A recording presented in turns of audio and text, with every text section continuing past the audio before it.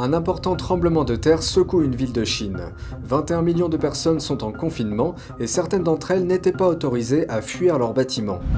Le Royaume-Uni a une nouvelle première ministre. Nous examinons sa position sur la Chine et la Russie. L'Inde, un concurrent sérieux de Pékin dans l'Indo-Pacifique en matière de puissance navale, tente de rattraper son retard. Et le pays célèbre une percée.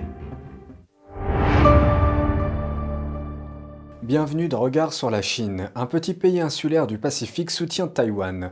Le leader de Tuvalu s'est engagé à rester ferme sur un engagement pour des liens durables lors d'un voyage à Taïwan lundi. À travers les temps tumultueux des agendas géostratégiques, nous continuons à rester fermes sur notre engagement, à rester un allié durable et loyal de la République de Chine.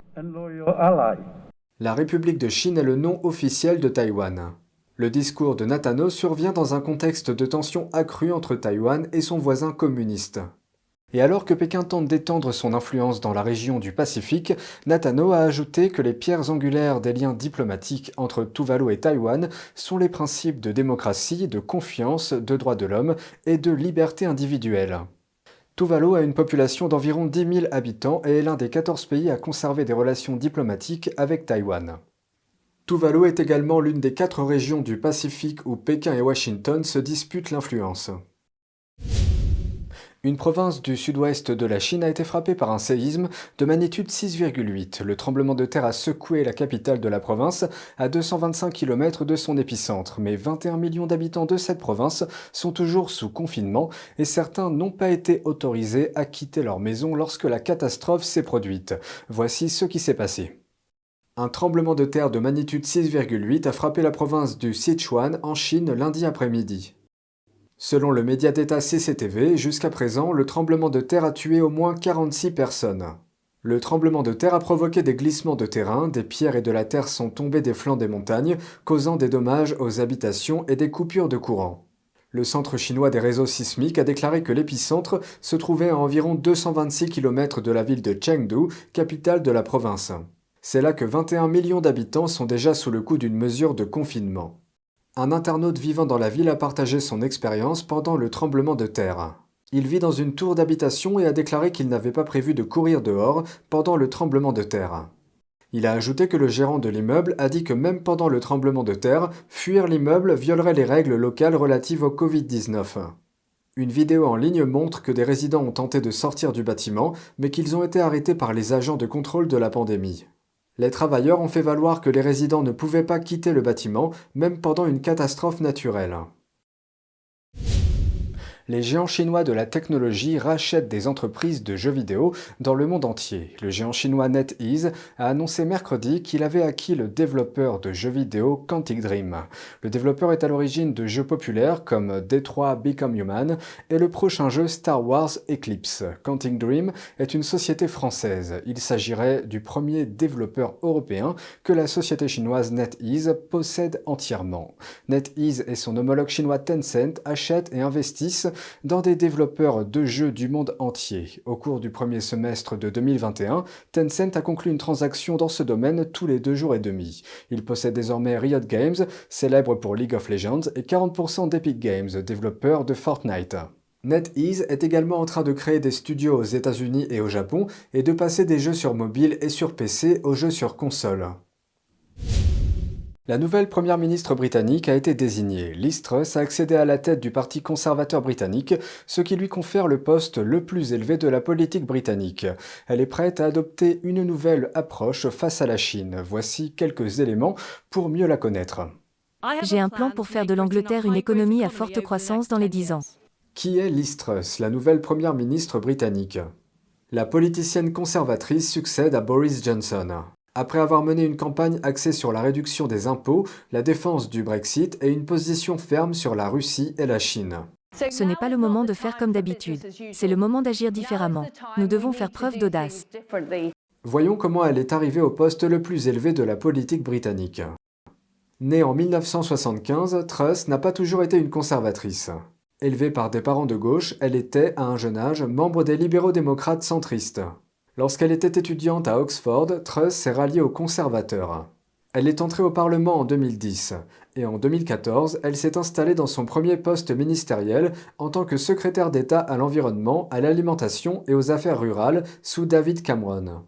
Lors du référendum européen de 2016, Truss a voté en faveur du maintien de la Grande-Bretagne dans le bloc. Mais elle a changé d'avis après la défaite de son camp, affirmant que le Brexit offrait l'occasion de secouer la façon dont les choses fonctionnent. Cela signifie tirer le meilleur des opportunités post-Brexit. Je retirerai toutes les lois de l'UE de nos livres de loi d'ici fin 2023.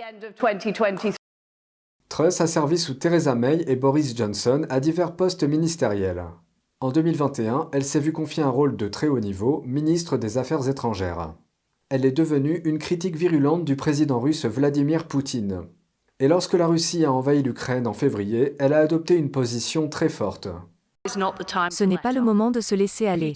Poutine doit échouer. L'histoire nous montre que les agresseurs ne comprennent qu'une seule chose, la force. Si nous agissons trop peu maintenant, d'autres agresseurs dans le monde seront encouragés. Truss a été surnommée la nouvelle dame de fer. Elle-même a longtemps cité Margaret Thatcher comme source d'inspiration. Même ses plus grands détracteurs affirment que son attrait réside dans son dynamisme. Elle est présentée comme un bourreau de travail. Dans tous les postes que j'ai occupés, que ce soit au bureau des affaires étrangères ou au commerce, j'ai fait avancer les choses. Certains conservateurs disent que l'une des plus grandes faiblesses de Truss est la communication. L'un d'entre eux l'a caractérisée comme étant un peu rigide. D'autres membres du parti espèrent qu'elle sera capable de stabiliser le navire après 3 années turbulentes sous la gouvernance de Boris Johnson. La nouvelle première ministre britannique pourrait qualifier le régime communiste chinois de menace pour la sécurité nationale, mais la décision ne sera pas simple. Ils vont maintenant l'appeler dans des termes situés quelque part entre adversaires de taille et ennemis de taille. Un langage qui anticipe l'hostilité. Encore une fois, comment mariez-vous cela avec les solides relations économiques et commerciales de la Grande-Bretagne avec la Chine? Ses prédécesseurs, plus particulièrement David Cameron et George Osborne, dans les dernières décennies, leur avaient déroulé le tapis rouge pour préserver et renforcer ces relations. Liz Truss a été nommée lundi comme nouvelle première ministre du Royaume-Uni. L'Inde, un important concurrent de Pékin dans l'Indo-Pacifique, tente de rattraper son retard en matière de flotte de porte-avions, et le pays célèbre une percée. En voici un aperçu. L'Inde fait un pas en avant dans ses efforts pour rattraper son rival régional, la Chine, en termes de puissance navale. Le Premier ministre indien Narendra Modi a mis en service vendredi le premier porte-avions construit dans le pays. C'est le plus grand navire de guerre jamais construit en Inde. Aujourd'hui, l'Inde rejoint les pays qui construisent de si grands porte-avions avec une technologie indigène. Le navire est arrivé après 17 ans de construction et de tests. Des patrouilleurs en mer au porte-avions en passant par les sous-marins, la puissance de la marine indienne augmente à un rythme rapide. Cela renforcera encore notre marine à l'avenir. Le principal rival régional de l'Inde est la Chine, et Pékin devance l'Inde en termes de puissance navale. La Chine a 2 porte-avions en service et en a lancé un autre l'année dernière. Aujourd'hui, l'Inde envisage de construire un 2e porte-avions de fabrication locale. Et c'est tout pour aujourd'hui, merci d'avoir suivi Regard sur la Chine. On se retrouve demain pour une nouvelle émission. Prenez soin de vous et à bientôt.